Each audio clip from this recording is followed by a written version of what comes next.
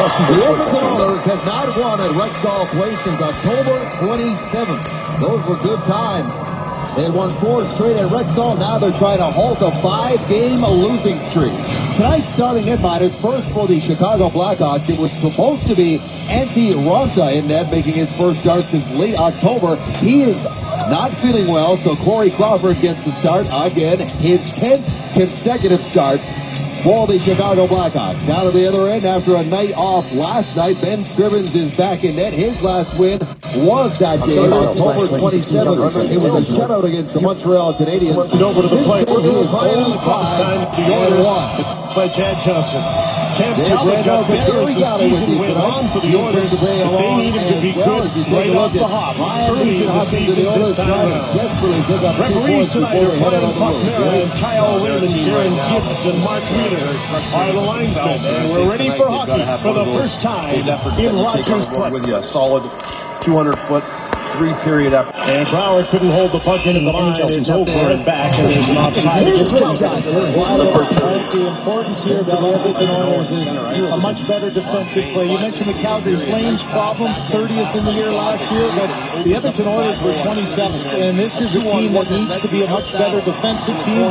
And Jim, I think Cam Talbot in goal for the Oilers has got to be a guy who gets off to a great start. It was not a good October, November for him last year, and he's going to have to be much more solid in the Oiler net. By the end of November, these teams were... Ian Walsh and Chris Lee are the referees. Andy McKelvin and Kyle Murchison are the linesmen. And right away, the Edmonton Oilers dump it into the Chicago zone. Starting the line of David Perron on this unit now with Eberle and Nugent Hopkins. Benoit Pouliot out 5 to 6 weeks after suffering a broken bone in his right foot last night against the New Jersey Devils. Blocking a shot. So Perron, a guy they need to get going, plays with the big line. Nugent Hopkins in over the line, bumps it in, and that line will change, and out comes Taylor. 5 minutes, 53 seconds of 1 hour, 35 minutes, 24 seconds. And the play is whistled down. Well, the difference is, and one of the things the Oilers have really struggled with has been between the pipes. You need a save. And Scrivens, yes, it's a breakaway. Yes, it's a great player coming in on you. But you need a save. Look at the other end. Your team's in there, you're in Chicago, and Crawford doesn't make 1 or 2. He has made 3 solid saves. And the last one, you're going to see a leg save here as he slides his left leg back across. Look how quick he got across that net. And that's the kind of goaltending you need when you're...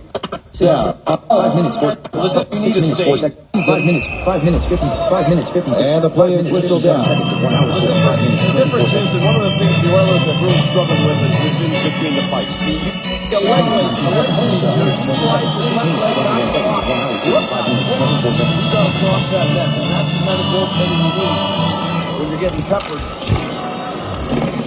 You go down with 1-0. With you tonight. Balls unit now with Eberle and Nugent Hopkins. 1 minute 30. 1 minute 40 seconds. 1 minute 41 seconds. All now playing in line with Leon Draisaitl and Teddy Purcell. There's Marcus Kruger snapping a shot block right in front of him, and it bounces out to center right. O'Dea goes across to Jomerson. Smith digging forward along with Marcus Kruger. Joachim Nordstrom, the third member of the Chicago unit. Back to the line. There's a one-time shot by Michael Rosenthal. And Jeff Petrie settles it down in behind his own net. Takes the Chicago bounce, goes into the corner. Petrie swats at it up the boards, and it's kept in by the Blackhawks. Here is Martin Marincin. Marincin, who was a healthy scratch for 5 games, got back into the lineup last night. Nikita Nikitin is a healthy scratch this evening. Keith Ollie gets back into the lineup along the blue line core. Now here comes Steve Pizzano, a 30-year-old who's trying to make the most of this late opportunity here in the NHL. This is his 21st NHL game. Playing his 3rd straight since being called up. He didn't miss by much there. He had an offside shot there and just over the glove of Corey Crawford. Here's Boyd Gordon trying to muscle that puck around the edge, holds the ball. Pins into the corner, they get it free, sweeping around the boards, where it's met near side by Andrew Comes into the corner after the initial stop was made by Crawford. Crawford, who by his standards did not have a great night, although they did get the win on Thursday against the Calgary Flames. 3 goals against on 27 shots. But overall, he's had an excellent season. The workhorse for the Blackhawks between the pipes. Here is Duncan Keith. First pass up to number 24, Philip Deneau, who's playing his first NHL game. Blackhawks are a little banged up on the blue line and up front, and so Deneau is getting an opportunity here. Just called up from Rockford. Going to try to outmatch his buddy Clendening, who scored on his first shot in his first NHL game. His first NHL goal in Calgary the other night. He's going to try to do that tonight if he can do it to match his buddy. Here comes Perreault. He's got 47 shots on net, Gary, and just 1 goal to show for it. He led the Oilers last season in that department. Loose puck for Nugent Hopkins, one-timer, and the save made by Crawford. Rebound is swept aside. Everly stays on the puck. He is surrounded by Bickle and Keith, who takes the puck away. Here is Deneau. On his backhand, just trying to keep everything simple. I'm sure his heart rate is up there quite a bit right now. Jeff Petrie, the smooth skating blue liner, in on the line, blasts the shot well wide of the mark. Rebound right from Marian Hossa, and here comes Brandon Saad with Taves. Wide open, Taves in there! Scores! So in on the line, blasts the shot well wide of the mark. Rebound right from Marian Hossa, and here comes Brandon Saad with Taves. Wide open, Taves in there! Scores! Patrick Maroon! 42nd goal of the season. And the Oilers lead 1-0 here in the first period. Another turnover. Tyler Pitlick takes advantage. This is almost a good read by Larson. He gets caught flat-footed, allows his man to go through, but what a play by Russell breaking it up. Quick transition game, and sometimes simpler is better. This is a simple play where you're looking for pass all the way, and instead of making the pass, the quick release gets under the arm of Elliott. For Elliott, a disappointing start. This one goes right underneath. He overplayed it to the outside, and it found room underneath the elbow. Nice side pass, nice little side. Tyler Pitlick's been a 5-year slides it right through. When your defenseman rushes up the ice, one of your forwards opening night lineup gets a goal. And if no one's backing him up, the one thing you don't want to do is him up. And if no one's backing him up, the one thing you don't want to do is go for a figure skate around the other team and get back. Almost there for Hossa. So once again, the Oilers surrender the first goal. That has happened. Our favorite of drive looking for the tip of the inside from Taylor Hall. Saad and Hossa pick up the assist on Taves' 8th of the season. And the play is whistled down. The difference is, and one of the things the Oilers have really struggled with is they've been between the pipes. You need a save. And yes, it's a breakaway. Yes, it's a great player coming in on you. But you need a save. Look at the other end. Your team's in there in Chicago. And Crawford doesn't make 1 or 2. He has made 3 solid saves. And the last one, you're going to see a leg save here as he slides his left leg back across. Look how quick he got across that net. And that's the kind of goaltending you need when you're getting peppered. You go down with 1 chance and you're up 1-0. Shots are 4-1 in favor of the Oilers. They're down to 1-0. Taves' 8th of the season. And goes out of play. You know, so much made about the new contract for Johnny Gaudreau. What a year he had last year with 30 goals, a career high. But this is what you have to be aware of. He's playing a defensive mode. As soon as he sees his team get an opportunity to get control of the puck, he's gone. And that'll be the challenge for the defense of the Edmonton Oilers, is to know when he's on the ice. So many times great players are left lost behind you. You start playing offense and you forget about the guy behind you. And as Coach said today, it's not cheating if he gets away with it. Absolutely, you can do it. When you're getting peppered. Right up. You go down. He's won. 6 minutes, 42 seconds. Start last night against the New Jersey Devils. Good first period. Value to a maximum value 5,724. 6 minutes, 40 seconds. 1 hour, 5 minutes, 24 seconds. Scores! Loose. 6 minutes, 29 seconds. 6 minutes, 30 seconds. 6 minutes, 31 seconds. 1 hour, 35 minutes. Shots are 4-1 in favor of the Oilers. They're down to 1-0. 7 minutes. 8 minutes, 9, 8 minutes, 20 seconds. Second only to Toronto coming into action. The other guy has to stop 4 seconds at 8 minutes, 5 seconds. And the first period continues to be a disaster area for the Oilers. They are now minus 14 in goal differential. Worst in the league. That is the 24th first period goal they have surrendered. They came in second worst. Second only to Toronto coming into action tonight. So they dug themselves a hole here. Out in front is Hendricks. Minnesota puts it back to the line for Ferris, who moves it across the field. His first shot tipped wide of the line. Picked up by Chalmerson. Floated to the middle of the ice, Bain down and sweeps it back in there. But that is icing against Edmonton. Good solid hit by Deneau in center ice on Fane. We'll look at these two goals. They come fairly quickly, 5 minutes into the period. Nice pass, backhand pass by Saad to Taves, and he opens up the 5-hole on Sturgeon, and then a 2-on-1 that led to out-battle in the corner. A 2-on-2, you get out-battled, and nobody picks up the danger guy sitting off the top of the circle, which was Kruger.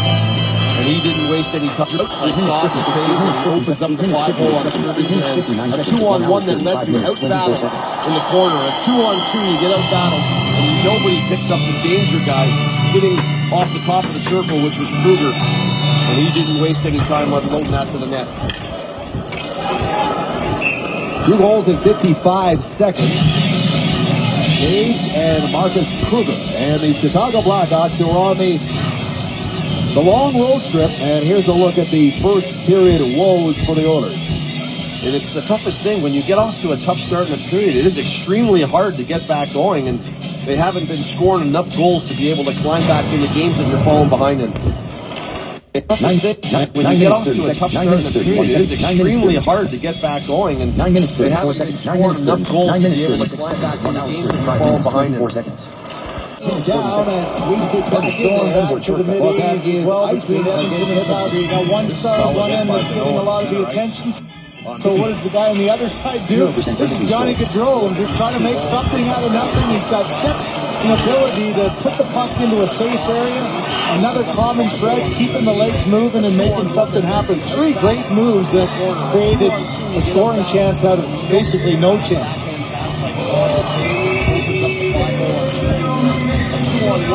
McDavid against Monahan again. And McDavid Something happened. 3 great moves that created a scoring chance out of basically no chance.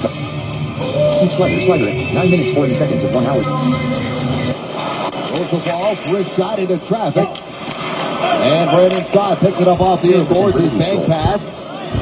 Banks past Adam Clendenning, number 6 out there. That's the young man that you were talking about. He scored his first NHL goal on Thursday against the Calgary Flames on his first shot in the NHL. It's one of those things when you look at the good teams in the National Hockey League, and certainly you class the Chicago Blackhawks there, is they take away your time and space extremely fast. They get on you fast, they turn over pucks, they're north-south moving so quickly. In their zone, they're on top of you. When you go into the Oilers zone, everyone's just a second or two off of getting to the puck quick fast there. Because they take away your time and space extremely fast. They get on you fast, they turn over pucks, they're north-south moving so quickly. In their zone, they're on top of you. When you go into the Oilers zone, everyone's just a second or two off of getting to the puck quick enough, and good teams will take advantage of that. Teddy Purcell batting at that puck, scored on Wednesday night against the Canucks. Wraparound attempt. Crawford was there on Taylor Hall. Purcell, another guy they need to start scoring here. That one is offside of the line.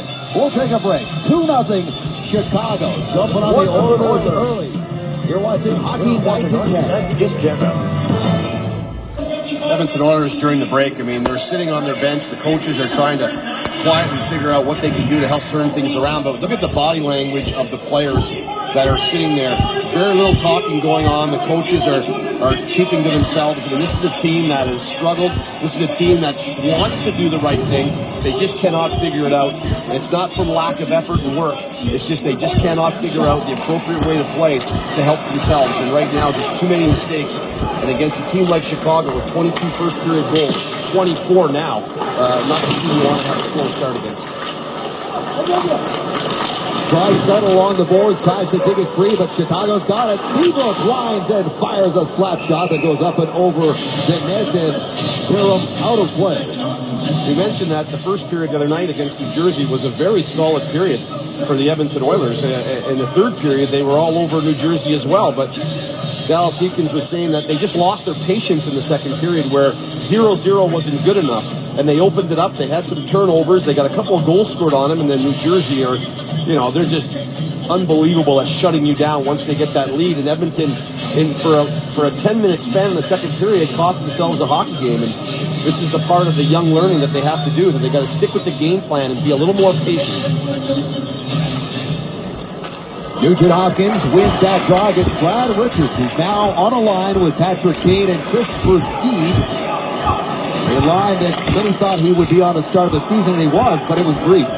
And now the last couple of games, he has played quite well as Ben Scrimmins gets the Bronx cheer for stopping that one. It's called save of the game. Well, the big question will be answered at last. Who is Canada's smartest person? Tune into the series finale for 2 hours of family fun tomorrow night at 8 on CBC. Canada's smartest person. Well, Richards had to catch up to the tempo of the Chicago Blackhawks. I think when he first got to Chicago, very different than where he was playing in New York. This is a very up-tempo, fast-paced team. He has played quite well as Ben Scrimmins gets the Bronx cheer. And that's deflected up into the net. Stopping Draws a crowd here behind the net. And here's where one hit like that at one end brings a response at the other. And I mentioned Cassian because much ballyhooed in his young career is that inability to do it on an every night consistent basis. He's a big body. He's got to play physical if he wants to stay in the league. And so far, he better be careful here. He's going to be ending up with the only one in the penalty box. Brandon Davidson didn't look like he was wanting to get... He had to adjust NHL 2000. Practicing with the team, getting some reps in games. I think Brad Richards is probably skating as good as, I think Joel Quenneville said today, as good as he's seen him skate in the last few years. And I think he's getting better and better. Therefore, now, appropriate time to get him on that line and get him going. Played career game number 1,000 last Sunday against one of his old teams, the Dallas Stars. He had 2 assists in that game, his 18th game with Chicago, and Joel Quenneville said it was his best game he's played for him this season, by far. Loves this puck patience. It's one of the things he said this morning that he has, that he really didn't realize how good he was at it. The fact that he will take the puck and be very patient with it. He doesn't rush with it, and he makes good calculated plays. And this is a guy who scored some really big goals, some really big games, and moving over here from New York, it's a big change. It's a whole different team and a whole different system they're playing. Well, you're right. Even though he's played 1,000 games, he's got a lot going on, and it is adjustment for any player to move to a new team, especially this team. He's become a father recently. His wife, who's originally from Australia, has to find a new doctor, deliver the baby, all that stuff. But it's all behind him now. All that fun stuff when you're a player. Yeah. You go play every night, and your poor wife has to take care of the rest. Here's Kane now. Kane shoots, hits the post as it was redirected on the way in. And a penalty call coming up here, and it's against delivering baby, all that stuff. But it's all behind him now. All that fun stuff when you're a player. Yeah. That's right. That's one penalty. Gibbons see it corner. Here's in behind the net. Chases that puck into the corner. Ferris is down there as well. Squirts free out in front of the net. Shoveled to the line and out by Kane. I will say this for Ben Scrimmins in his defense. Both those chances are grade A quality scoring chances. A breakaway with one of the better players in the league and a guy point blank in his slot. But at the same time, when your team needs you to make a save, you got to make a save, at least one of those. Duncan B can't hold the line. He'll have to back up. And he goes across to Seabrook. Seabrook, one of the Western Canadian boys in this Chicago lineup. He'll be near his hometown tomorrow night as the Blackhawks are playing the Canucks. Here's Adam Clendenning, starts up the ice. They love coming on this Canadian swing. A lot of them have families and friends out here that they don't see in a long time, and they're excited about coming to Canada to play. Bickle. Reaching well, puck banks it. Tried to get it to the line for Richards, and instead it's sent down by the captain, Andrew Ferris. Good job by the Oilers penalty killers, making sure that once you get a hold of that puck, it's a 200-foot clear.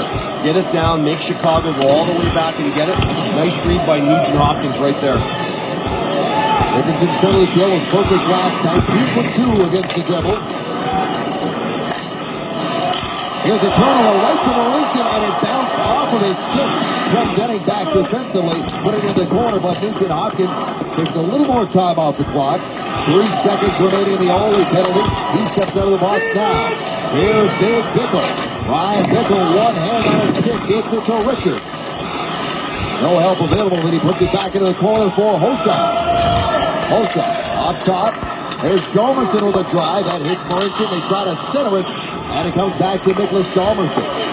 Richards waiting behind the net, just side.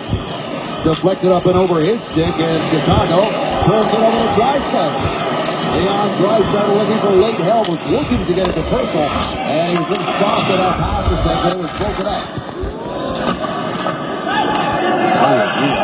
Just like the pass right on him, the Oilers. Petrie with a blast. Hall corrals the puck. Oduya takes it away from him. Draisaitl was there as well, and here is Jalmerson. He'll put this one out to center ice. Ollie reaches up. Big tall reach it is, 6'6". He's punished on the inboards. There's Purcell, and it is contained there by Corey Crawford, who hangs on. 8:47 to go here in the first. 2-0 Hawks on Hockey Night again. Back Gary and Dave referenced the fact the Edmonton Oilers are without Benoit Pouliot. He blocked his shot in the second period last night, and he went straight to the bench and eventually for x-rays. And by the time the second intermission was nearly complete, news that he was out 5 to 6 weeks. Now these are the skate protectors. Only 2 Oilers, Jeff Petrie and Keith Ollie, wear them. And despite the Benoit Pouliot injury, Dallas Eakins says while it was unfortunate, he still wants his players to continue blocking shots.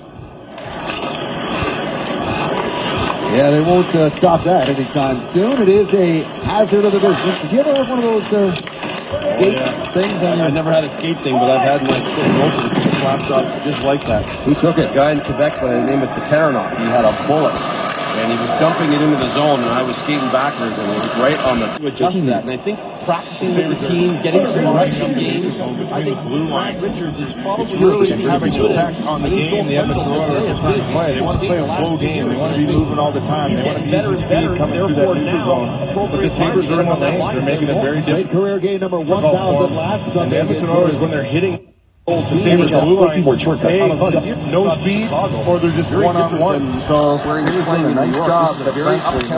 He has played quite well. NHL October 16/2016 Buffalo Sabres Edmonton. Center ice again. To the Buffalo line and over. That's another offside. And the shot was taken after the whistle went. And 0% vertical Sabres are taking some resentment of that to Lucic. And Rasmus hits the line and right in there.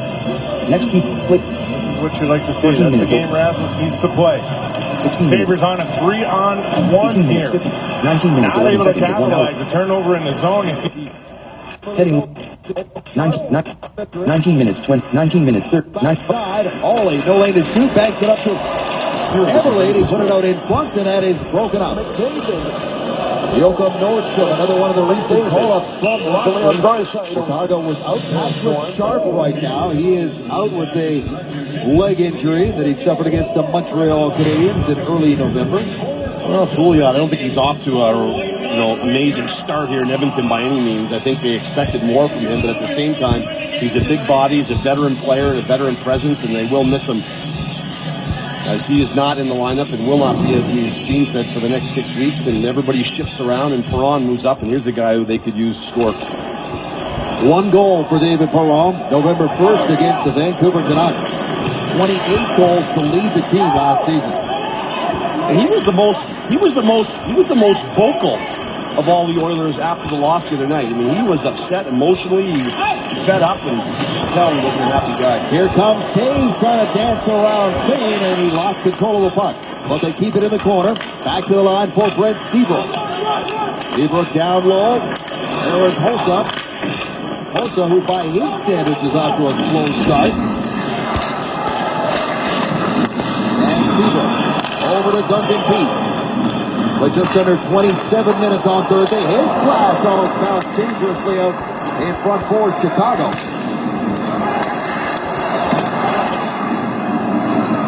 No Andrew Shaw on the lineup either for the Blackhawks. Guy scored 4 goals against Edmonton last season. Here's Pinizzano, loose puck, and that is chopped away by Duncan Keith. Here comes Son at center. Steps in and steps into by Jeff Petrie. Good solid hit there. Matt Henricks now. Flips it in there for Pinizzano. Pinizzano around the edge, centers it back for Nugent Hopkins. His blast, Pinizzano the rebound, and Henricks is there as well. Pinizzano's stick broke there. Nugent keeps it in. Puck on edge as he laid into that one, and it goes back out to center for Jordan Eberle. Connor McDavid. Eberle can't get it past. Russell. Resets with Michael Olsen. Connor McDavid. The veteran with a long stretch pass up to Christopher Steve, the Lethbridge Alberta Oilers. Lake Jr. also in Lethbridge and in nearby Red Deer. Kind of a home game. Get in front of those long stretch passes Chicago makes. They just get them 3 zones up the ice and into your zone way too fast. Here's David Perron now. Passes a little bit behind him, goes in behind the net. Cycles it back for Nugent Hopkins and Eberle. Now R&H try to get it to Eberle. Back to the line for Ferris. Pass just out of the reach of Fane, so he just sticks it around the boards. Here's Jordan Eberle again. Eberle being watched there by Ben Smith, and Chicago comes away. Smith goes back and forth with Kruger, who's got the second Chicago goal, and Scrivens will hang on to that one for the face-off when we come back to Rexall Place. Petrie laying down the wall on side. The Oilers. It was 9:30 a.m. this morning when Dallas Eakins decided that the team would hit the ice, and in about 15 minutes into their morning skate, it was the coach with the general manager in the stands that did all of the talking. And once Dallas Eakins was finished, you don't often see this, but one by one the players just left the ice. Now Eakins jokingly said that he wouldn't tell people what he said. They'd have to wait for his book, and we'll have to see what chapter the Oilers write tonight. He's always quotable, that's for sure, Gary. And now as coach, they don't need goals. Clendening now drifts one into traffic that hits a body in front. Adam Clendening from Niagara Falls, New York. His parents are here tonight. The school at Boston U. A good friend of mine, Buddy Towers, who's an assistant coach there. We were chatting about him this morning. He scored his goal, and he had a text there waiting from his old coach. And again, it's, all the talk in the world is when you're losing, you have meetings about the next meeting, and here's a look at Clendening. And 105 points the last 2 seasons with Rockford. This guy can pile up the points for sure. He's told me this morning that was the best one-timer he's ever had. He didn't even feel him leave the stick as he hammered it past Jonas Hiller for his first NHL goal. Heck of a saucer by Marian Hossa. It landed, it landed on impact. I asked him, how close was that when it landed? He goes, maybe a couple of inches on the ice. Here's Philip Deneau in his first NHL game. Trying to spin away from some pressure, given a shove by the 19-year-old Leon Draisaitl. Here's Bickle, wraparound, throws it in front, and it's pushed in behind the net where it's scooped up by Hall. To the line, not out. Chicago will change, and that'll give Edmonton a chance to get this out of their own zone here. 4.5 minutes to go. Shots are 4-4. Seabrook chops that along the boards. Hall got a little stick check there on Seabrook, but Chicago has the puck. And they've got it to you-know-who. Taves trying to go across the side. And it goes into the corner. There's Hossa out in front. Ends up with Seabrook. Shoots! Scores! On Seabrook, but Chicago has the puck. And they've got it to you-know-who. Taves trying to go across the side. And it goes into the corner. Here's Hossa out in front. Ends up with Seabrook. And they've got it to you-know-who. Taves trying to go across the side. And it goes into the corner. Here's Hossa out in front. Ends up with Seabrook. Shoots. Scores. Here, I can't see whether or not it'd be good. Veteran blue line. And this is a very fragile state that you're in. It's a very fragile state that you're in. And you said it to me in the break, Dave. They could get a goal. They're right there. Nugent Hopkins tried to center it out to Perron. Yeah, the old 2-goal game. I mean, you make it 2-1 in this game on, but 3-goal lead is a different story against this team. Now you've given up that third one, and it's going to be tough climbing now. Against one of the top goals against teams in the NHL. They allowed just over 2 a game. 2 years they won the Stanley Cup. They were first and fifth in the league in goals against. The years they won it. Right now they're sitting in second with 2.05 goals against per game, which is pretty good. Chicago back to work. There's another one-timer there by Clendening. Here's Kruger now. Digs it out of the corner, spins it back. Ben Smith waits for it. Smith trying to dance away from his check. Up Keith Ollie. Rolls the ball. Back into the corner they go. Smith hit there by Ollie. Boyd Gordon down low as well against Kruger. And it's Gordon who takes it free and shovels it down the ice.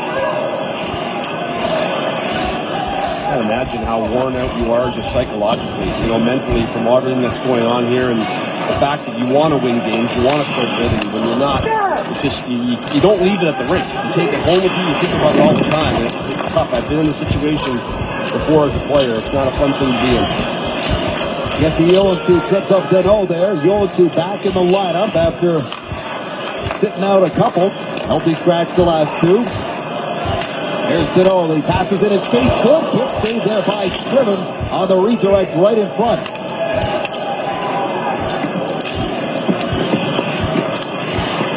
Seabrook back to get it. Brent Seabrook now his 6th goal of the season. He had 7 all last season. Here comes Saad now. Saad has a puck poked away from him, and Taves follows up. Jonathan Taves trying to center it, and he doesn't get it over the sprawling Taylor Hall.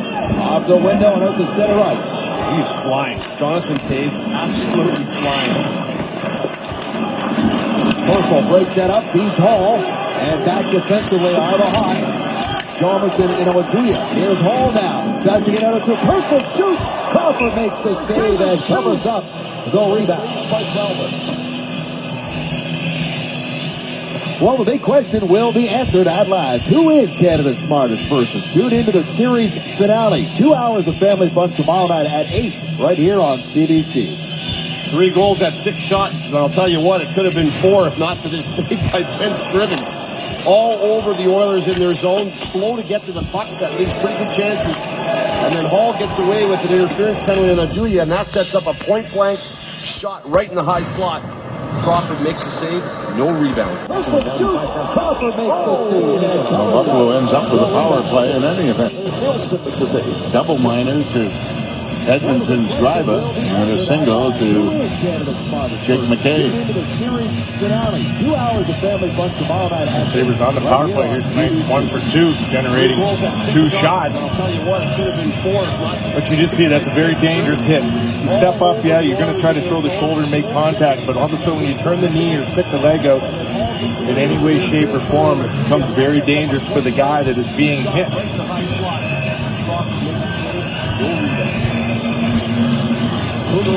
Over 4 minutes into this third period. Step in any way, shape, or form, it becomes very dangerous for the guy that is being hit. And I'll tell you what, it could have been 4 if not for this six up a point blank. And then Hall gets away with an interference. Slow to get to this 6 up. Night's Thursday against the Flames.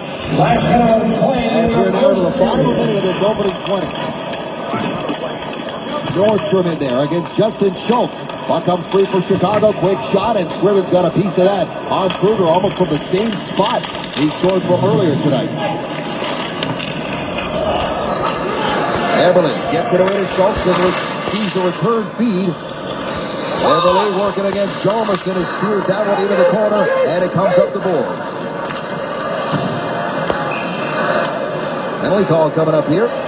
Jordan Everly, and he's not happy about it. And, he may have an argument. We'll have a look at it here as he gets tangled up with Jalmerson and to the right of Crawford, and it really at first glance, the penalty, you're not really sure which way it was going, and whose hands are hooked into whose.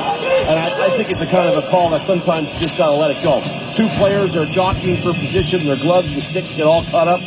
I think you got to just think that's a good battle going to get whose. Glance, the penalty, you're not really sure which way it was going, and whose hands are hooked into whose. And I think it's a kind of a call that sometimes you just got to let it go. Two players are jockeying for position. Their gloves and sticks get all caught up. I think you got to just think that's a good battle going to get the puck. But unfortunately, taking a penalty with 29.9 seconds to go and already being down 3-0. Good face-off win, and it's sent down the ice. Second power play attempt for Chicago tonight. One good thing they did do in this period, the Oilers, was they had a really solid penalty kill against the Blackhawks in the period. 2 shots for Chicago on their first power play attempt. Here comes Kane. Kane scored the game winner against the Flames. Seabrook now takes the look, fires it right on, and Scrivens makes the save.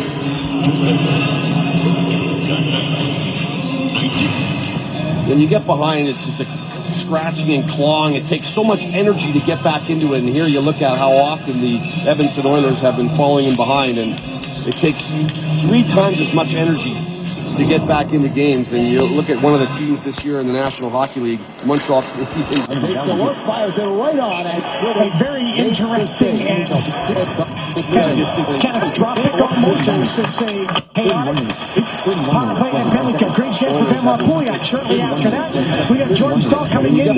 Hits the outside of the net, short-handed.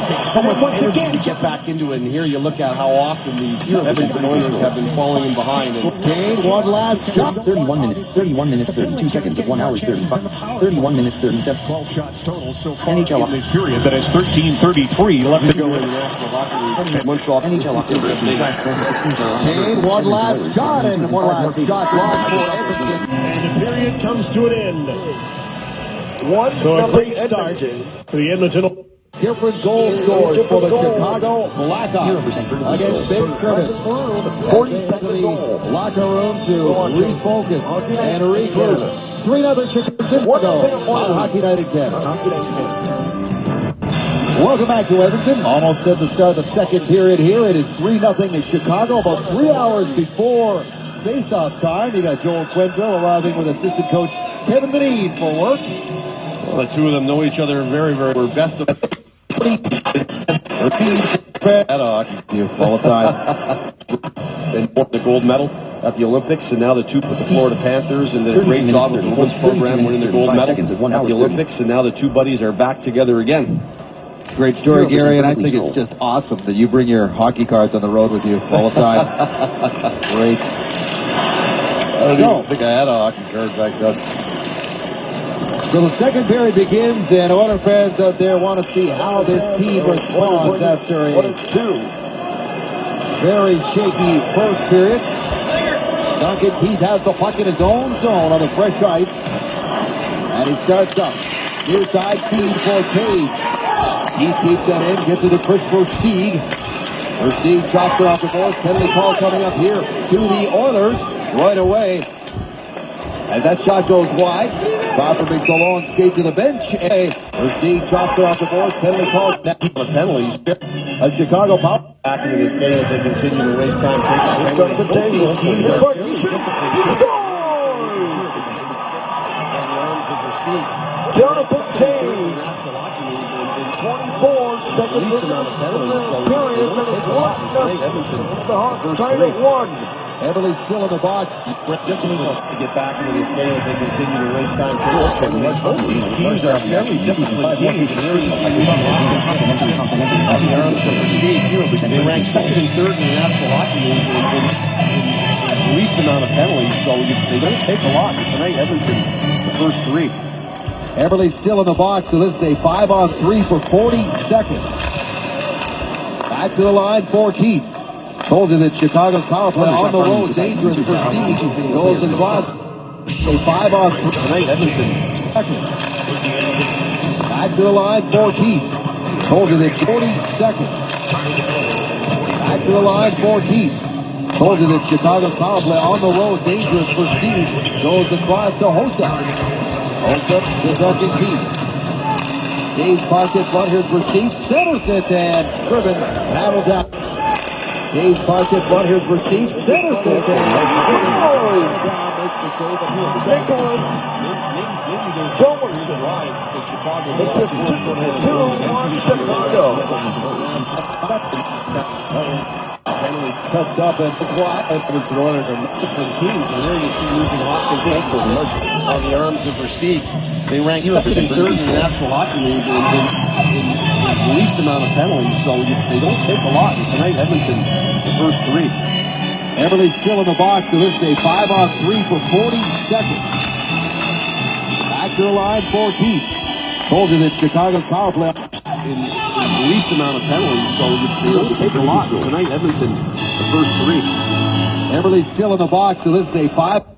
They eventually just kick all the David Cross. You see the team because Chicago. The puck stayed loose and Jonathan the corner quickly across for Steve Wood. Stopped there, Scrivens, rebound, scores.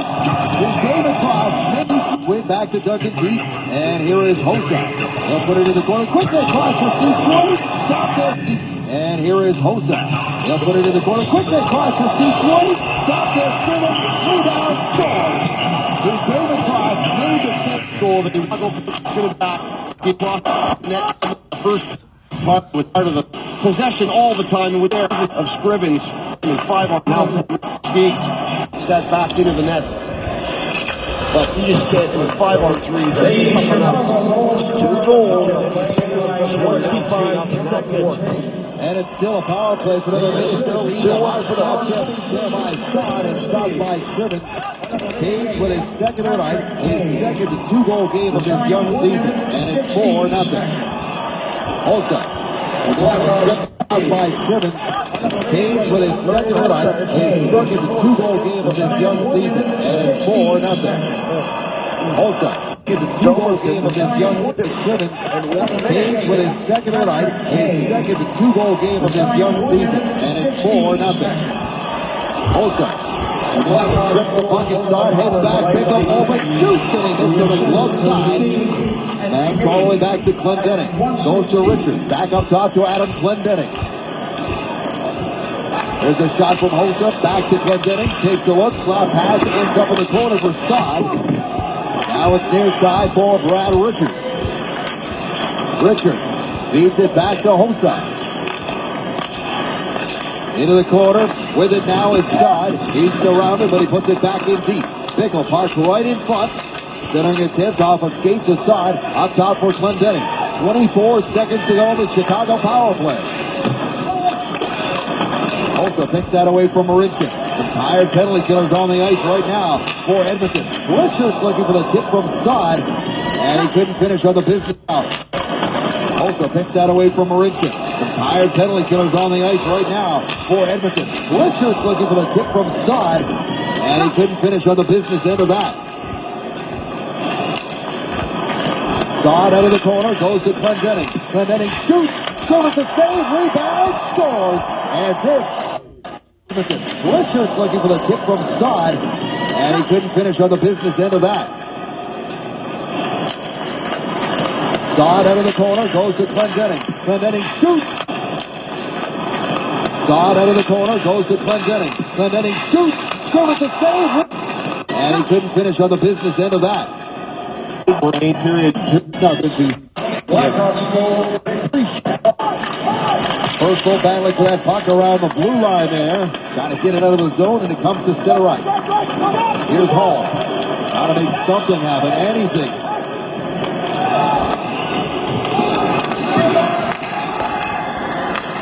Up for Taylor Hall, tipped into the Chicago zone. Crawford out of his net, sweeps it to Dormerson, and they're away. Cage, bank pass up the side. Saad will drop it off. Here's Dan Carcillo, sweeps that in front. Taves at a stick tied up. Keith scores! Crawford out of his net, sweeps it to Dormerson, and they're away. Taves, bank pass up the side. Saad will drop it off. Here. Taves, bank pass up to Saad. Saad will drop it off. Here's Dan Carcillo, sweeps that in front. Taves at a stick tied up. Robinson, and they're away. Shifted to the Chicago. So when he's all by himself, he's open. In 2 minutes and 34 seconds. Taves sweeps this one down the ice in there on Fox. And you can tell by the crowd that moved the Oilers off the ice last night, and now they're leaning on both of their goaltenders here tonight. Ladies and gentlemen, Canada folks, round off. People try to look at the Edmonton Oilers and think that things have gotten a bit better, and the record certainly isn't indicative of that, as they're pretty close when you look at 20 games last year and where they're sitting right now. And the goaltending, I think, has kind of been the same as well. The save percentage are almost mirroring each other. So we're going to that and think that things have gotten a bit better, and the record certainly isn't indicative of that, as they're pretty close when you look at 20 games last year and where they're sitting right now. And the goaltending, I think, has kind of been the same as well. The save percentage are almost mirroring each other. So where they were 4 wins after 20 games last year, they're going to be 6 wins after 20 this year. So it's not like there's a whole lot of improvement that you can really grab onto if you're an Oilers fan.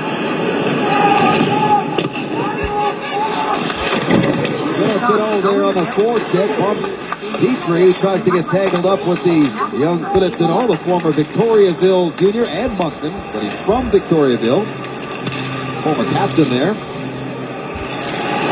Here's Arcabello now, tries to center it out in front, ends up with a point for Olive. Olive with a slap shot off a stick. Arcabello out of the corner. In back for Jesse Johansson. Johansson knocked off the puck, rolls the ball to the line, kept in. Ollie on his back end, puts it back in there. And it's cleared. Back up the center ice, here's Carcillo. Carcillo snaps his shot, and you're right, he's got a real nice one on Thursday night against the Flames. This is Carcillo's second stint with the Chicago Blackhawks. Johnny Oduya. Now over 600 games played for Oduya, settling in for Richards. Got into traffic, but he's got the puck back. For Steve with his back to the net, couldn't turn and get a shot away. Justin Schultz, up to Hall. Hall inside the line, drops it for Schultz, gets through his legs and picked up by Versteeg. Long quick pass to Patrick Kane. Kane back to Versteeg, they got Richards up there, circling around as well. Richards out of the corner with Kane in front. Here's Versteeg. Stick is tied up before he can release his shot. Now Ferentz gets that one away to Leon Draisaitl. Near side for Purcell. Off of the inboards, and now Nordstrom with a head of steam at center ice. There the back check is Ferentz, who takes the puck away from him. Their exits are so clean, Chicago. I mean, there's just no resistance from the Edmonton Oilers. It's on the stick, 2 passes, and they're flowing through the neutral zone. Icing waved off on that play. 7 minutes into the second period here. 6 goals on 15 shots. 2 goals. Everly now on his horse down the left side. Tries to bring it around. Seabrook got the shot away from a sharp angle. And Crawford stops it and hangs up. Wilson. Chicago having their way in Edmonton tonight. As a 2-1 hockey. Well, Leo Yakupov, who took a stick in the mouth towards the end of the New Jersey game last night, playing with the Shield tonight, takes a little whack on the back of the legs, and when you're losing 6-0 and someone does that to you, you got to show some ugly, and he does that as Clendening actually makes the play with his left foot. Good sharp play by the young defenseman in only his 2nd National Hockey League game, and there you see Yakupov, who got quite a few sutures on the chin. Javitsky did a lot of damage last night. Yeah, blocked, he broke Pouliot's foot, and then out of nowhere he whacks Yakupov in the face off the face-off when the puck wasn't even near them. One-man wrecking crew. Edmonton had an offensive zone face-off there moments ago, but here they are back in their own zone, chasing the puck that is just up and out there. One-man wrecking crew. Edmonton had an offensive zone face-off there moments ago, but here they are back in their own zone, chasing the puck that is just up and out of play.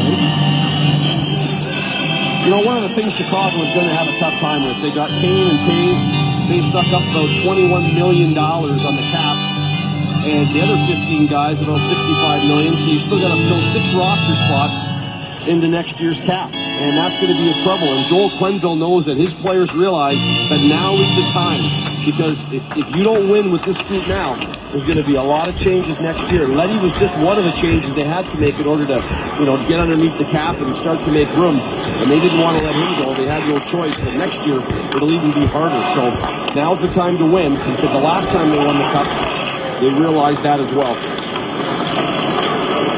They were 1 game away from getting to the Stanley Cup final last season. And another penalty call coming up here. It's going to be a slash. Realized that as well. They were 1 game away from getting to the Stanley Cup final last season. And another penalty. They were 1 game away from getting to the Stanley Cup final last season. Another penalty call coming up here. And Jonathan Davis will celebrate the Edmonton scored. It's got about the I know when you whack a guy's stick if it breaks, you get a penalty. Just know when you whack a guy's stick, if it breaks, you get a penalty, right? Because you broke his stick.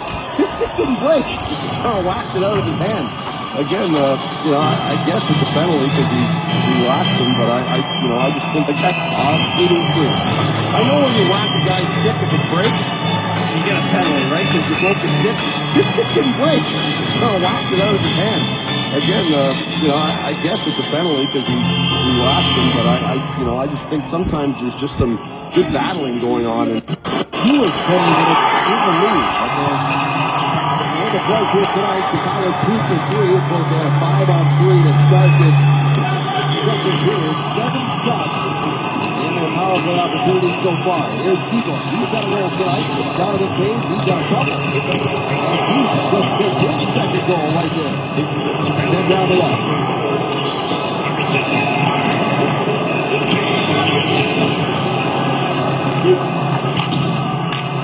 Duncan Keith in his 10th year. Into the Seabrook. Ian Seabrook has 20 in all-time games played in Blackhawk history. Seabrook just played his 700th game. What a pairing they are, too. They just complement one another so much. If you ask Duncan Keith, he can tell you how important Seabrook is to his game, and Seabrook, of course, in the NHL and scoring. Top draw 4-game winners. History of Chicago Blackhawks here. They've had a few beauties. Both of them had 4-game winners each last year in the playoffs. 44 seconds to go, this fourth power play attempt for the Blackhawks. Hossa snaps it in there. Hossa is on the score sheet tonight. Recently quoted saying, I can't remember a slower start to any season I've ever played in the NHL. Again, those are his standards. Here's Richards now. Wines takes a look, shot right on, and the rebound goes into the corner. Saad puts it back behind the Oiler net. And the veteran Boyd Gordon flips this one down the ice. Back for is Adam Clendening. Clendening, a second-round pick from the 2011 draft. And what a draft year it's turning out to be for Chicago. Nickel took that one off the laces of the ground. He's trying to shake it off of the bench. You're going to feel that one. Chalmerson corrals the puck, snaps it into traffic, goes in behind the net. Here's Kruger. Another one of the goal scorers for Chicago tonight. Power play is over. Purcell now has it. Vinny Purcell. Purcell just 3 goals so far. This is first season as an Oiler. Keith Ollie leans into his man, and O'Deal comes over to Halifax. So is Kruger, and some run. As Ollie rounded the boards. The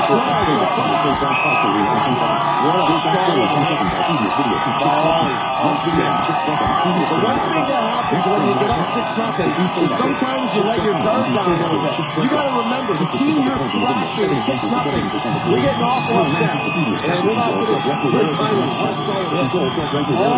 we're not going to try to Well, there's a look at the two combatants, and Dismissed, good on Kruger to stick up for his teammate, who took a pretty hard tug here. Ojeda gives Smith a pass, and again, as he receives the pass and unloads it, Ojeda's upset because Well, he tracked it coming across, and boy, you saw the velocity of that hit when he drove into the wall. And Kruger were on top of Ollie right away. And a 2 minute and a 4 minutes, so the Edmonton Oilers will get on a power play here. There's the first power play, and they spent a lot of the night in the box. As Carcillo will serve the extra 2 for Kruger coming in.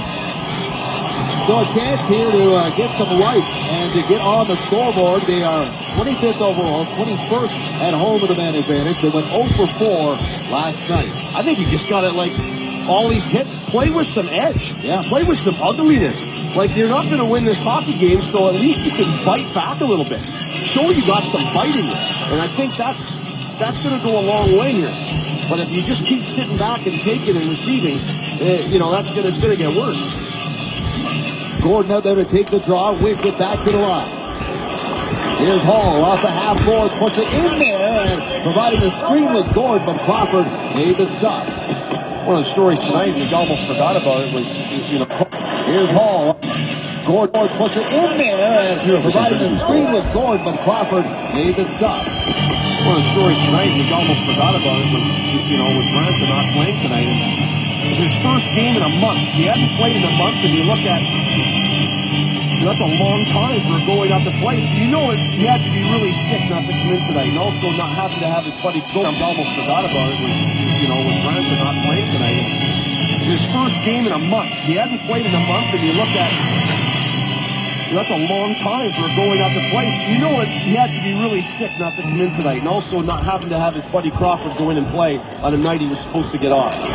Going to get Crawford instead of Ronson.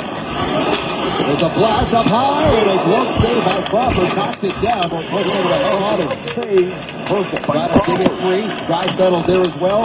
Donaldson finds some open ice and rips this one down the ice. In that month, you have to understand, Darlene came up. Remember the Chicago native who came in and played so well?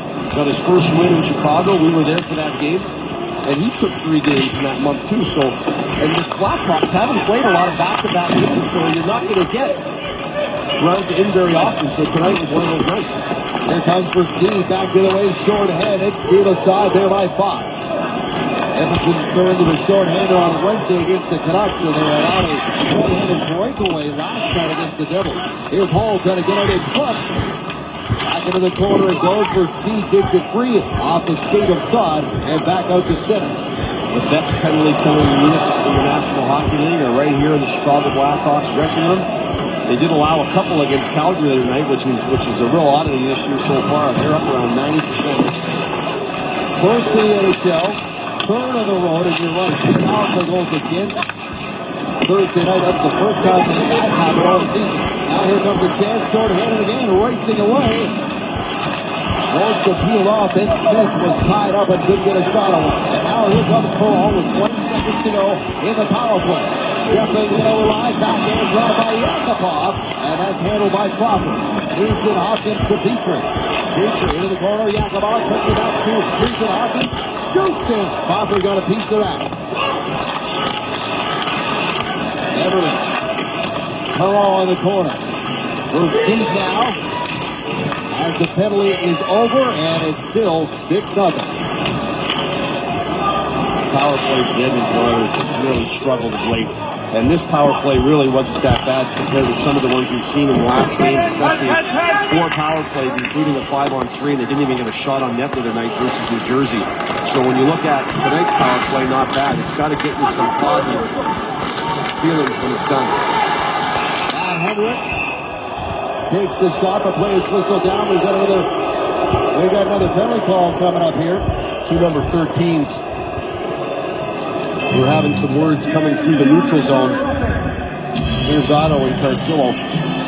And Carcillo might have taken advantage, Pinizzato, as he got him to drop his gloves. And once his gloves hit the ice, that's an automatic unsportsmanlike conduct. And right, you watch him coming up through the neutral zone. He turns around. And again, why would Carcillo want to take on this fight in a 6-0 hockey game? He's like, buddy, I'm not going to take this fight on. Why would I? And we witnessed one of those the other night in Montreal with Ronaldo and Trust, the 3-0 game. And that's a smart play. Carcillo knows better. So 5th power play attempt now for the Blackhawks. And Carcillo might have told. Remember, Plays with teams. We got another penalty call coming up. Feelings when it's done. Matt Hendricks. Scores!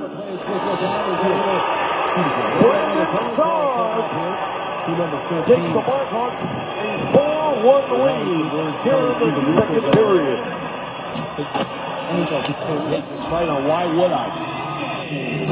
Witnessed one of those the other night in Montreal. Takes his fight on why would I? He's like, buddy, I'm not going to take this fight on why would I? And we witnessed one of those the other night in Montreal with Ronaldo and Trust in a 3-0 game. And that's a smart play. Pursuing knows better. So big power play attempt now for the Blackhawks as this one's hammered down the length of the ice. Against Derek Dorson here on Wednesday, his first game with the Oilers this season. And Cody Howe hat-trick that night. Here is Duncan Keith. Christine has that swept away from his stick. Following up is Patrick Kane. Kane backs her off the boards for Steve. Now the boards he goes. That's met by Marincin. High along the glass. Kept in there by Seabrook. Quickly across the beat to get it back to Brent Seabrook. Richards looking around. Gets the beat from Kane. Back to the line for Seabrook. Snaps a shot. And that rebounds all the way back out to center and beyond. Back in towards Corey Crawford. What nice movement between Seabrook and Keith. They get into the zone, they establish the puck, and it's two full-length blue lines, D to D, that opens up all the lanes for the Blackhawks, and then they attack you.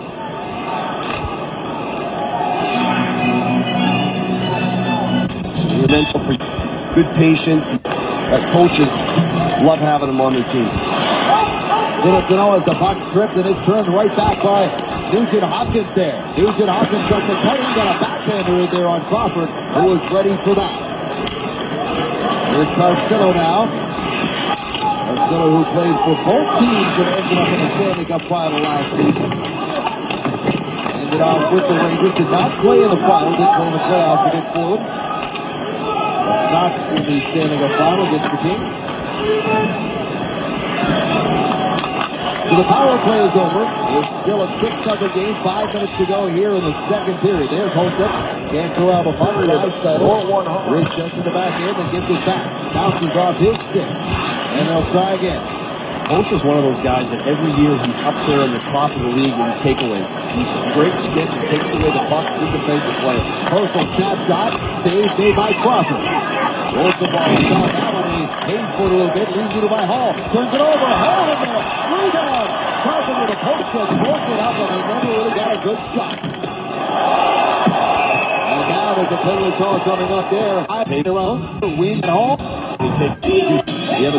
Ben Smith. Corralled by back to Hall. Hall trying to get it back to Schultz, and here comes Ben Smith. Puck was bouncing on him, so he just shovels that one into the Edmonton end. You know, look at why the Blackhawks are such good penalty killers. They take away your time quickly. Taylor Hall missed 6 games with a sprained right knee that he suffered in a game here on a Saturday night. UHBO against the Vancouver Canucks.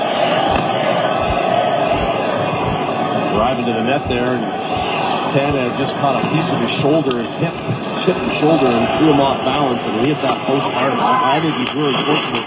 That's all it was. It looked a lot like Stamkos going to the post. Yakupov got that back to the line, and they control it. Perron goes across to Petrie. Petrie's one-timer blocked in front there by Smith. Check that. Yeah, that was Ben Smith with a shot block. Back to the line it goes. Going to get a sit-down is Petrie. Here's David Perron. Taken away by Seabrook. Again, Petrie holds the line. Backs a pass to Nail Yakupov. Yakupov snaps a shot, and Crawford, despite being screened there by Perron, makes a good stop. Nugent Hopkins in the corner. 30 seconds to go in the Oilers' power play. Puck is in front of the net, and they can't get a good shot away. And Altuve does the rest. Anything that's on that dasher board, which is the yellow, 8-10 inches of yellow that runs along the bottom, anything that gets along that dasher board is green light to apply pressure to the Blackhawks. Nugent Hopkins waited a beat too long at the puck strip, and Brandon Saad races back the other way. Got Nordstrom with him. Nordstrom in there. Stuck by Fox. Comes across and makes the save. Good short-handed rush there for the Blackhawks. Here's Eberle. Angled off by Thomason. Stays with the play. In behind the net. Down the corner. Hall down low there with Jordan Eberle. Goes back to Fane. Fane moves it across and it bounces over the stick of Ferris, and the Oilers got to clear the zone. I think there's a point where you lose a puck like that to Ferris. Just try to keep possession of it. Take it back, give it to your partner, because you're giving the Blackhawks possession right away. Now the Blackhawks have iced the puck. Gives us a chance to tell you about the 5th annual RBC Sports Day in Canada. Communities across our nation will celebrate the power of sports. Scott Russell quarterbacks the broadcast next Saturday, 2 p.m. Eastern on CBC. Got some really good penalty killers. When they turn the puck over, they are off to the races. They'll go to your net off the quick, and Nordstrom tries to deke out Fox and win a leg save. Scott Russell quarterbacks the broadcast next Saturday, 2 p.m. Eastern on CBC. Got some really good possession right now. Take it back, give it to your partner, because you're giving the Blackhawks possession right away. Now the Blackhawks have iced the puck. Gives us a chance to tell you about the 5th annual RBC Sports Day in Canada. Communities across our nation will celebrate the power of sports. Scott Russell quarterbacks the broadcast next Saturday, 2 p.m. Eastern on CBC. Got some really good penalty killers. When they turn the puck over, they are off to the races. They'll go to your net off the quick, and Nordstrom tries to deke out Fox and win a leg save. Patrick Kane, right side, step, but the Oilers are back into the board. Henrich moves it up to Steve Pinizzotto. Pinizzotto bumps into his man Glendening, who actually won the puck battle and moves it up the boards. There's Rosenbaum. Inside now for Kane. Brad Richards now about playing with Patrick Kane. He says he's kind of like a cinnamon that plays on the wing. He's a puck possession guy. He's best when he has the puck. He loves it. If you're playing on his line, you want him to have it on his stick. He makes things happen. This line's had like 12 points combined in the last 2 games. They've been really good. Joel Quenneville said that. You know, he knows Kane is on his game when all of a sudden the puck is tracking with him all the time. He always has it. Last minute of play in the goal in the last 2 games for the Blackhawks. Against Calgary and against Dallas last week. This was their last home game for a while. They're on a 6-game road trip. They call it a circus road trip when the Barnum and Bailey Circus moves into the United Center. Next stop for them, Vancouver tomorrow night.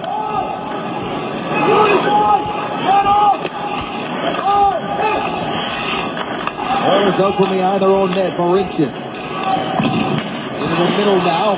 Off the stick of Nugent Hopkins, who has to turn back, and he gets it to Martin Marincin. Marincin. Angled off by Seabrook. Shot well wide of the mark. And another penalty call coming up here. Going to be a high sticking call. We'll talk it over. And this is good against Jones. Careless use of the stick. He catches Bickle right in the face as he's spinning out in the corner there. And 17.5 seconds left. Face-off will come all the way down to the right. Victor Foss in the face as he's spinning out in the corner there. 17.5 seconds left. He knocks the feet up for Dano. So what a chance here early on for the Calgary Flames to ignite their offense with an early power play. Power play last season was ranked 22nd in the league. Johnny Gaudreau is out on it. Troy Brouwer is a new addition to the power play. Sean Monahan on his 22nd birthday today is the centerman. Dougie Hamilton. When you let your stick get and Joe another power play defenseman back for at the the blue line and Blackhawks. switch This sides. is their 6th power play of the night. Long shot that Crawford just wiped his wrist wide of the mark. And Rosenbaum keeping his own zone. Pass in and out of the skates there. In the second intermission, they're not going to be very happy about the one that wasn't called. The Blackhawks will have a And power play to start the third period. 3 goals in the first, 3 goals in the second.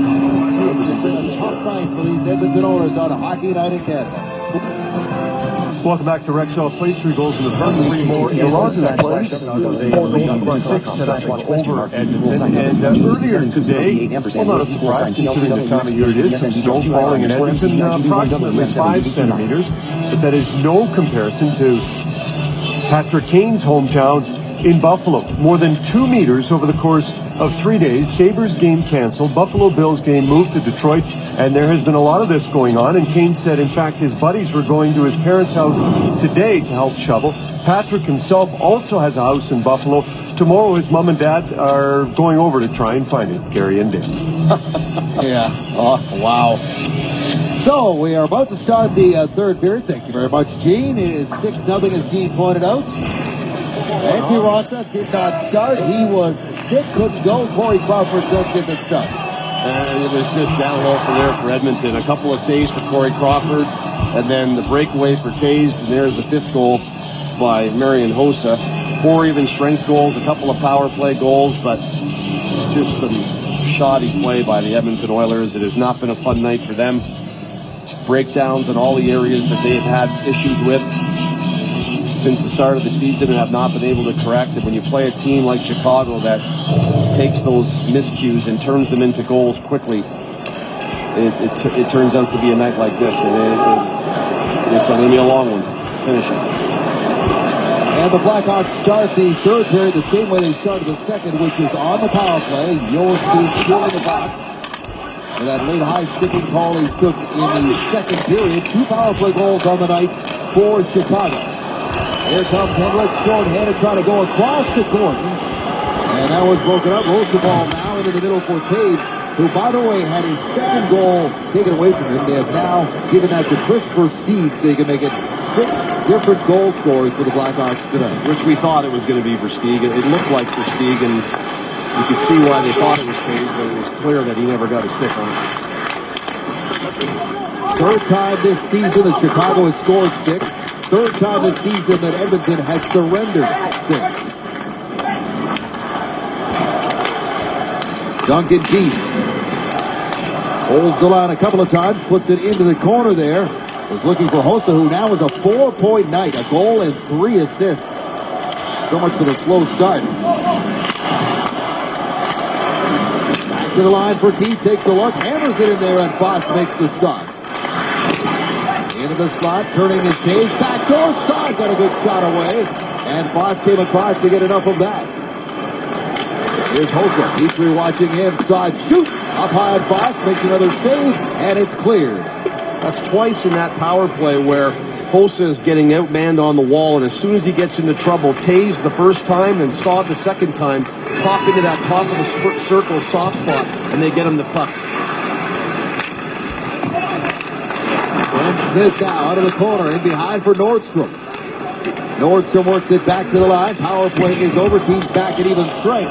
Hossa along the boards, can't get it past Kruger at the point. He'll dump it to open ice in the corner. Schultz is there. Up to Joensuu, who shovels this one to center.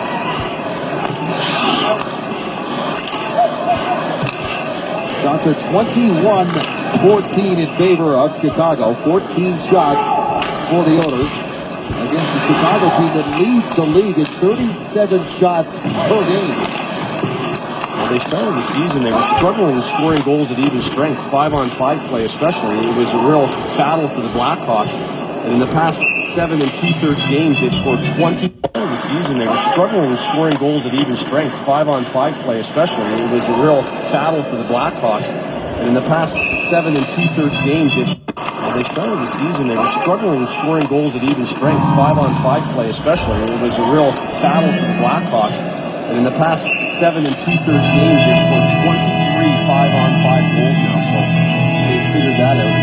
You wonder what makes a guy like this tick. Well, 6-0 game and you're on the power play, and Rosenthal makes an ill-advised pinch, doesn't get it out. And watch 81 bust all the way back through one Oiler right to the other. Back checking hard, and veteran play by Marian Hossa. 81 bust all the way back through one Oiler right to the other. Back checking hard, and veteran play by Marian Hossa. Marian Hossa, who earlier this year got his 1,000 points. Drops it off for Ferris. Wide shoots, and that is the forward with third up and out of play in the netting behind Corey Crawford. Well, for the Edmonton Oilers, you want to come out and you want to have your best period of the night. You want to come out and try to win the third period and try to create some little bit of positive light on the end of this game that you can kind of move forward with, that you come out and at least you won the third period, but their body language just looks really defeated right now. They're heading out onto the road for 3 games, starting with Dallas on Tuesday. In fact, 6 of their next 8 are on the road.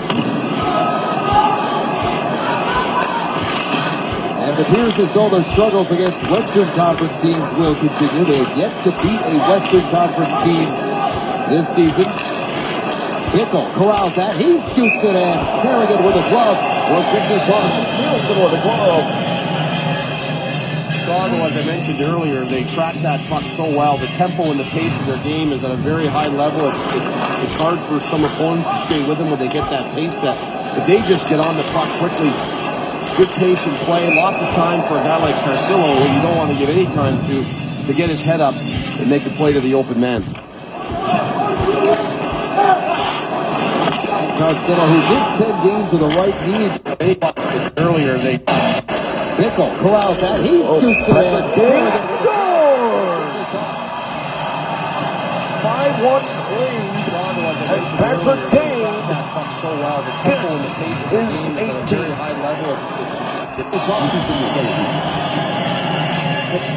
Chicago, as I mentioned earlier, they track that puck so well. The tempo and the pace of their game is at a very high level. It's hard for some opponents to stay with them when they get that pace set. If they just get on the puck quickly, good patient play, lots of time for a guy like Carcillo, who you don't want to give any time to get his head up and make a play to the open man. Carcillo, who missed 10 games with a right knee injury, returned last Sunday. Into the lineup, here comes Henry. Hard off the board, did a consecutive start, even though he was scheduled to get a night off. Here's Holden trying to pick his way in. The question for Joel Quinto will become in terms of his headline is, will he start Crawford again tomorrow night in Vancouver? Johnny Azulia goes across to Johnson, but pulls him outside the line. And Azulia put the referee on the back end of that play. His arm and his shoulder, he landed extremely hard on that. I'm curious to how he got there. Here's Saad. Couldn't release the shot. He's been open to the high spot for just a moment. Marian Olsa with 4 assists. Now. Gives it to Taylor Hall. As mentioned, the key to keeping their highest paid defenseman a healthy scratch tonight. Here's Hall picking his way to the zone. Gets it back to the line for Petrie. His blast tipped wide of the net. David. I'm not sure if he's fully at 100%. I think there might be a few injuries that are involved as well, and it's hard to play up to your potential if you're banged up a bit. He did have back issues earlier on, but when asked about it the other night when he was benched against the Devils, Dallas Eakins said, no, he's fine. Leading everybody to believe he's a healthy scratch tonight, but you're right, he has had back issues. At any point in the season, most of your players are playing with something that's bothering them, whether it be a little nick here or there, whatever it is, but most of the players play through a lot of it. You get something like a back, and it affects a lot of things.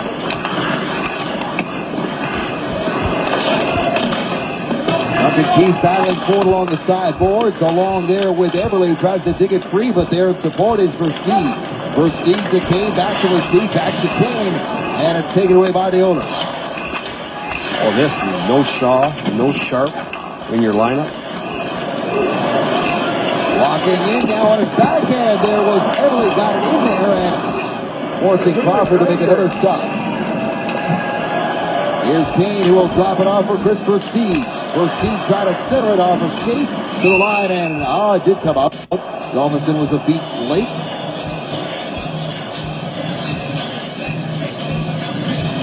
We talked about the schedule that's going to be hard on the Oilers of late, and they got Chicago, Dallas, Nashville, St. Louis. I mean, all those teams can put big numbers up on the wall, and they're going to have to really clean up some things here as they head out onto the road, and all Western Conference teams, which 10 straight against the West, Gary, and 18 of the next 19, as you saw in that graphic there. And they are 0-9-1 against the West. It doesn't matter who you're playing. You got to win hockey games. West, East, it doesn't matter to me. At this point, you got to win games. You got to find a way to win games. Don't worry about where your opponent. Carcella went in front for Pickle inside, and Foss makes the stop. Where they're from. I think you got least about where they're from and more about just getting your game in order. Posel trying to chip that one around Oduya, and nothing doing. Johnny Oduya. Johnny was drafted 221st overall by Washington. Never played for them. Here's Hossa snapping a shot. That is blocked. He and Thomason have really become a great pair for them. He's found a niche here. He really has. 13:08 to go here in regulation on a night at Rexall where it has been Rogers Place, 5-1 Hawks.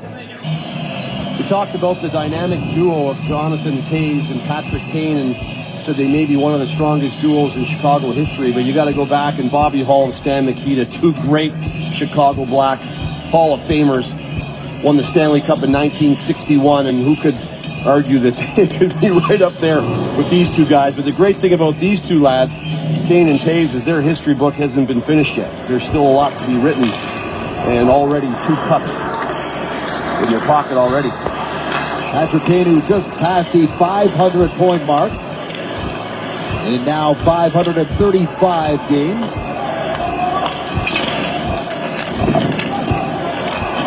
And the thing about Patrick Kane, too, is that, we know he's a Magic man. He scored so many big goals,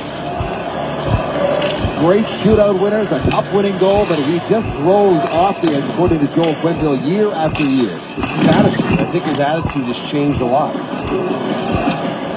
He's come in better shape. He's recognized, where he fits and the kind of leadership he needs to have and the kind of player he needs to be in order to win on a regular basis and be a winner, and I think his attitude has changed. That's been the biggest thing. Here's a turnover right on the stick there, and a good shot. Crawford down after making the initial save there on Arcobello. Down again, and Corey Crawford has got the puck. Off the turnover in the Chicago zone with a few mistakes they've made tonight, and it came from the rookie. Crawford was out pulling a loose stick into the net. There you see it going into the net, and gets turned over by Clendening with a little sloppiness here, and it's a bouncing puck that the Oilers pick up, and Crawford tracks it and right in front of him, and what a goal. With the leather. He picks that out of the air, and what a display he's put on for a guy who wasn't preparing to play tonight and probably had mentally shut it off. Has looked pretty good. Another scramble in front of Crawford. That's another kick save. Yeah. He's battling here. Schultz with a jam. Scores! Talbot, Ernie Nielsen. Another scramble in front of Crawford. That's another kick save. Yeah. He's battling here. Schultz with a jam. Shut it off. Wasn't preparing to play tonight and probably had mentally shut it off. Has looked pretty good. Another scramble in front of Crawford. That's another kick save. Yeah. He's battling here. Schultz with a jam. 28 goals. Minutes and 21 seconds into the third period 2 games ago against the Vancouver Canucks. 28 goals last year for Perron, and he led all Oilers, and it looked like everything was just falling into place for him. And unfortunately, this year started, and he just could not get any rhythm going offensively, productivity-wise, and it's taken 20 games to get 2 goals. The Oilers just can't afford to have guys who they're looking for production from. They just aren't able to find it. It's a 3-time 20-goal scorer. And there's some kind of traction for the Oilers. It's like prestige for Chicago. I mean, for 2 years, he just kind of disappeared. I mean, he was a 4-time 20-goal scorer. And they just keep waiting for him to find his way again, and this line may be the answer. He's playing well tonight, isn't he? He has played well. That line has been really good. Oilers right back to work in the Chicago zone.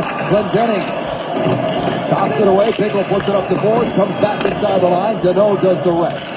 Philip Deneau, former Defensive Forward of the Year award winner in the Quebec League for Victoria, a trophy named after Guy Carbonneau.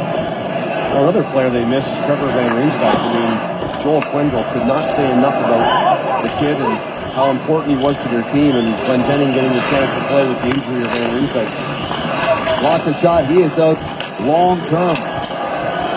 Here's Keith. Blinds, fires right on Fox. Makes the save and holds his ground and covers up. Well, an entrepreneur with a major league connection thinks he has the perfect pitch. Will he bring his A game or strike out in the den? Catch an all-new Dragons Den Wednesday night at 8 on CBC.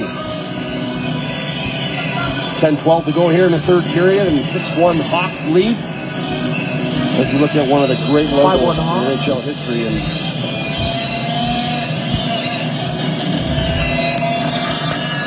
Chicago Blackhawks have loved playing here of late. 8-2 of their last 10 games at Edmonton. Face-off one. And here's right on Fox. Makes the save and holds his ground and covers up. 5. Let's go into third. Well, an offside call against Calgary with 9 seconds left in the second. You look at this period and you say, okay, good for Calgary to come out after being down by 2. They get the 2 shorties, tie things up. But in years past, you look at Edmonton and that might have made them wilt, and that might have been the end of their game. And instead, it's been a quick turnaround. They took advantage of a pretty favorable call, and McDavid has given that 2-goal lead right back. Year of late, 8-2 on and Hossa. Quickly to Seabrook, his one-timer wide of the mark. Orinsky can't get it past Saad. Gordon makes the look, puts it up the boards with and skated away by Henry. Lucci gets there by Hossa. Relentless in a 6-1 game. Doesn't change the way he plays ever. And that's what you love about him as a player. 35 years of age, he'll be 36. January. You know, it doesn't look like he's lost a step at all. I mean, it looks like it's just 5 years ago, same thing. He just keeps playing the same way. And here's a guy that if he really wants to, he can easily play into his 40s. Like the guy that was here last night, Mariani. So strong on the puck. When he has the puck on his stick, it's just hard to get it off him. Oh, knocked off the puck there by Jomerson, and Keith was back there, so is Richards. Puck is bouncing around, and now it's cleared by the Blackhawks. Here's Versteeg. 2-1 chance. Versteeg across. Scores! Kane! Top! And Keith To get it off him. Oh, knocked off the puck there by Jomerson, and Keith was back there, so is Richards. Puck is bouncing around, and now it's cleared there by Jomerson, and Keith was back there, so is Richards. Puck is bouncing. For the season, I got a 4 things that Joel Quenneville talked about today with us. We saw tonight. Bickle. Things that Joel Quenneville talked about today with us. We see his plays, and he's been really good. I think all the things that Joel Quenneville talked about today with us, we saw tonight. Bickle gets it back to the line. There's another blast right on. Foss rebound. Bouncing around. Gano's in there. Got the shot away. Philip Gano trying to score in his first NHL game. Carcillo. Into the middle of the ice. Comes near side now for Roosevelt. The defenseman has that taken away by Marincin. There's a guy still looking for his first NHL goal. Mark Marincin. And he throws that one away to Roosevelt. Saad chips it back in. Eaton pulls to the puck. They'll chip it off the inboards, and it's met by Hall. Here's the guy they got to sign too. Brandon Saad, Kruger, those are 2 guys they have got to get signed for next year. And we mentioned the money issues, $21 million kicking in for Taves and Kane next year. And we got $65 million, as I mentioned earlier, tied up with 15 other players. We've still got to sign 6 more guys, and those 2 guys are going to deserve it. I mean, pretty good players, right? So the cap's not moving enough. They're going to have to lose bodies, and players know that. Brandon Saad had career highs last year with 19 goals. There's a shot, and Crawford makes the stop. You know, it's expensive when you win, and the Blackhawks do a lot of that, and they are in charge here tonight, up by 6 goals at Rexall. Welcome back to Rexall, which is emptying out as we speak here. Boy, the old red light's been getting to work out here, that's for sure. Here's the Budweiser red light scoreboard for scores around the league is now 4-2 in the only other game going on right now. That's on Sportsnet. New Jersey with a 2-goal lead over the Calgary Flames. Stamkos scored again tonight. How about the Islanders? Ripping off another win. Might have to change that red light after the game. Might be burnt out. You know what? You look at Leddy, who was here in Chicago, and Boychuk in Boston. I mean, the Islanders were recipients of having cap space for teams that needed to get rid of players but couldn't take a player back in return. The Islanders were sitting there and go, okay, we'll take them. And look what it's done for them. And that changed their whole dynamic on the backside and beating the Penguins tonight. Here comes Hall skipping into the zone. Looks for some late help, and it arrives with Jeff Petrie. Petrie towards the net, and he tries to keep it in, but it's skated away by Brad Richards. Richards in there against Petrie. At long reach, broke that up.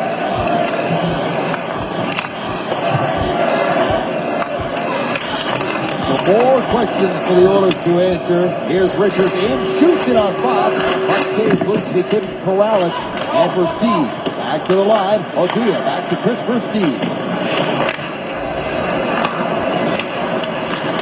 Very difficult 48 hours shut out last night by the New Jersey Devils, and hammered here at home tonight by the Chicago Blackhawks right from the start.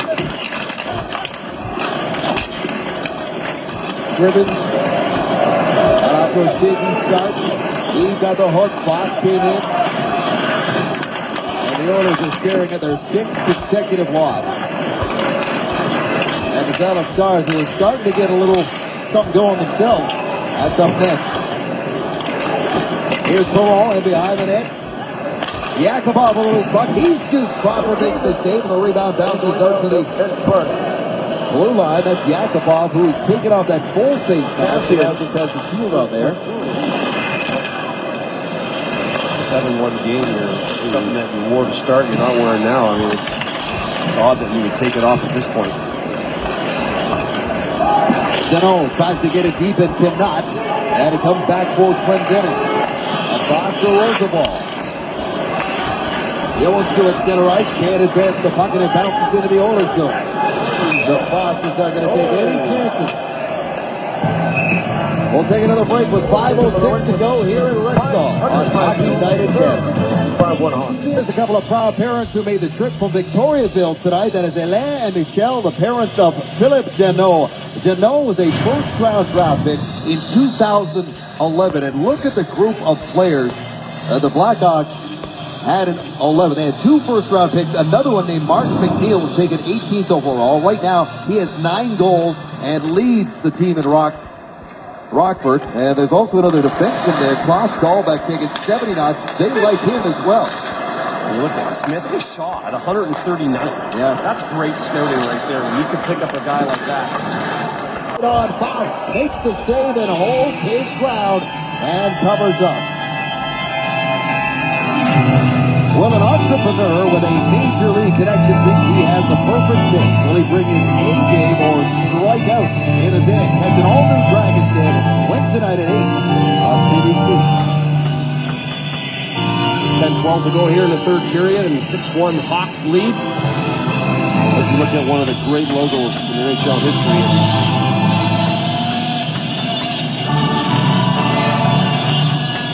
Chicago Blackhawks have loved playing.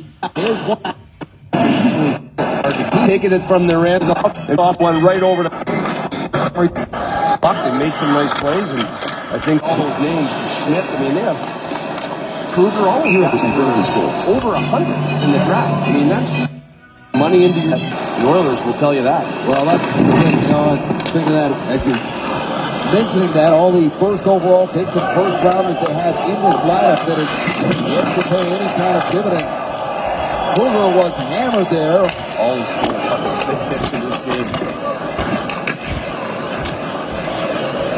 In the corner, Thomason tries to step around Arcabello. Ole still battling with Kruger. And it's up the boards for Jesse Johansson.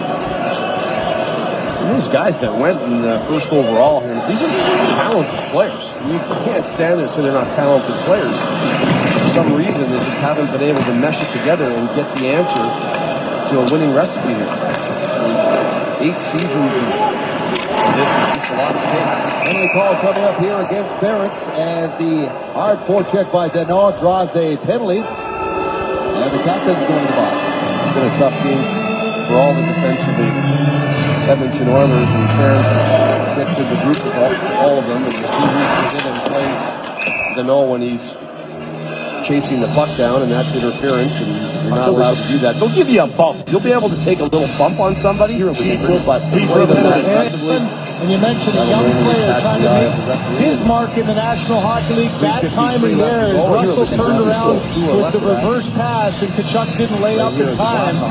So the first penalty and an early opportunity for the Oilers to get this crowd back on their feet. Power play is brought to you by BioSteel Sports Nutrition, the natural choice for everyday performance. Drink the pink. 2 or less of that. Ryan Nugent-Hopkins starts on the power play. McDavid is to his left. Maroon to his right. There's a shot from the point. Oscar Klefbom jumps in here. Yes, this for everyday performance. 350 to Blacks. No, he was trying to get you a goal. Absolutely. I mean, you have the luxury in this game of giving these guys opportunity, giving them more reps, getting more of a look at them. Gains the Maurice to the line, not out. Glendening corrals it, gets it to Brian Bickle. Bickle into the corner for Philip Deneau. There's Glendening with a drive. Hayes now out of the corner. Gathering speed there. Gordon is there. And this is Bickle. Maurice pins him. Comes free for Adam Glendening. Back for Deneau. The captain out of the corner, banks it off the board. Glendening gets in a sit down. He goes across to Rosenball. Cross-ice feed to Taves. Up top to Glendening. Rosenball, one-timer, big stuff there by Boston. The rebound goes to Taves. Deneau walks into the corner, gives it up to Rosenball. Back to Glendening. Down low again to Rosenball. Throwing it around here, not getting a whole lot of shots. There's Glendening with one blocked by Henry. Down low is Jonathan Taves.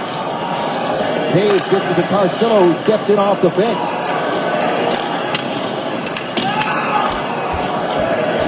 Blackhawks trying to complete a full change here on the fly with the long change as they keep that clock running. 16 seconds to go in the penalty to Ferentz. Johnny Oduya snaps it in there. Fox head of his net. And it's put up the board, met by Carcillo. Jalmerson goes across to Oduya, takes a look, blasts one that hits a body in front, and there's Ferentz out of the box with less than 2 minutes to play in regulation.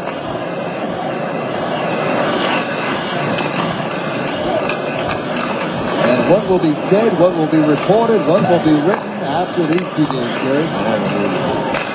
Look at Eakins in that meeting he had on the ice with his team this morning, and after it was over, they all went off the ice, and the response that you get after something like that is what you got tonight, and those have got to be questions that people above are going to be looking for answers for, and again, something has to give them. Tanner Hall snaps it in on Crawford. Again, a guy who found out he was going to play tonight not too long before the game started. And it's like every coach does a ton of preparation. And you look at Dallas Eakins, and you got to know that this is killing him. That's absolutely killing him. Anybody that knows, that's been in his position, knows that you care. You care about the guys on the ice. I mean, he cares about himself too, but these kids that are out here playing, he knows this is a tough goal for them, and he knows that there's a certain breaking point in all this as well. You know, this is the thing, when a loss like this happens at home and your building is almost half empty before.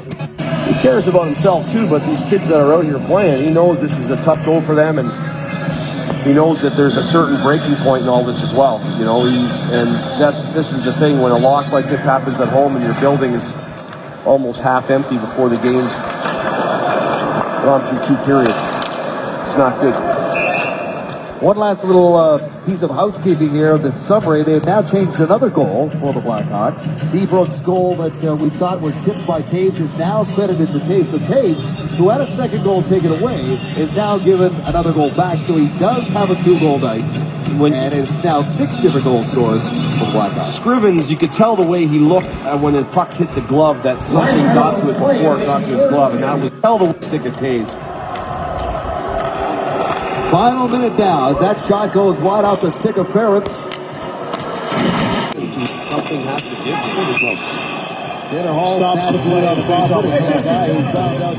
Well, there's pressure, and you think for a split second Hamilton was coming in, thought he would get a good chance on goal, and it's just a bouncing puck. This has been a bit of a frustrating time offensively. And then you go back to just the 2 short-handed goals by the Flames, but other than that, they haven't been able to generate that constant pressure in the offensive zone.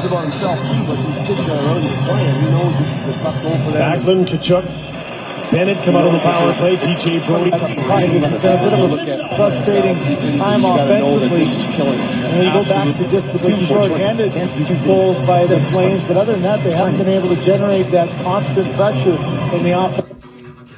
Heading NHL 2000 YouTube video player group seek slider at 1 hours 33 minutes 0 seconds at 1 hours 33 minutes 34 seconds at 1 hours 35 minutes 24 seconds. Waiting around to boo again, unfortunately.